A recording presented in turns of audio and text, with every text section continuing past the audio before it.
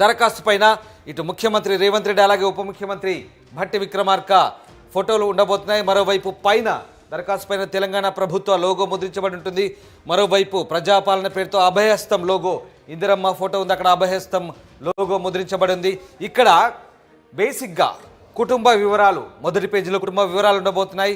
దరఖాస్తుదారుని పేరు, అలాగే స్త్రీ లేదా పురుషుడు లేదంటే ఇతర కేటగిరీ చెందినటువంటి నమూనా ఇచ్చారు. అలాగే ఎస్సీ ఎస్టీ బీసీ మైనార్టీ వాళ్ళ సామాజిక వర్గానికి సంబంధించి ఉండబోతుంది. ఇటువైపు దరఖాస్తుదారుని ఫోటో ఉండబోతుంది. ఇక్కడ పుట్టిన తేదీ అలాగే ఆధార్ నంబర్, పుట్టిన తేదీ ఆధార్ నంబర్ ఉండబోతుంది.